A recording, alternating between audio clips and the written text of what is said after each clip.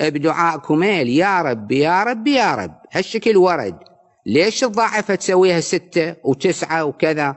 مكتوبة برقم معين، لا تزيد ولا تنقص. حتى أذكار وآيات يحط لها أرقام معينة.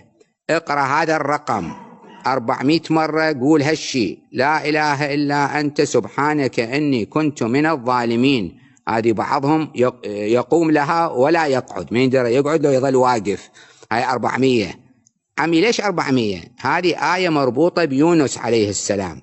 زين، وارد عجبت لمن أصابه غم كيف لا يفزع إلى قوله تعالى لا إله إلا أنت سبحانك إني كنت من الظالمين، فإني سمعت الله يقول بعقبها فاستجبنا له ونجيناه من الغم.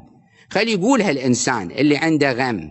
أما يحط له رقم 400 يظل كل كم يوم أو كل يوم وبالسجود يقول 400 أقولها. هذا إذا سواها بهالقصد أنه 400 إلها أثر بالسجود، هذا قاعد يعصي الله عز وجل، قاعد يرتكب بدعة.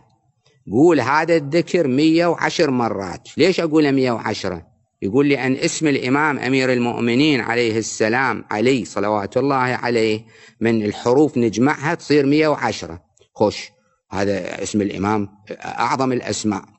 والزهراء عليه السلام هم احسب أرقام حروفها، والحسن عليه السلام والحسين عليه السلام. التلاعب شنو؟ احنا عندنا أرقام للحروف، وتعال اجمع واطرح وسوي هالرقم. هذا ما يجوز، هذا قاعد يبتدع في الدين. نعم، اذكر الله تعالى، مرة قول 110 سويها، مرة 7000 سويها، مرة 20 مرة. لا تلتزم بأرقام ما ورد فيها الشرع، واللي ورد فيها الشرع هم لا تزيد ولا تنقص.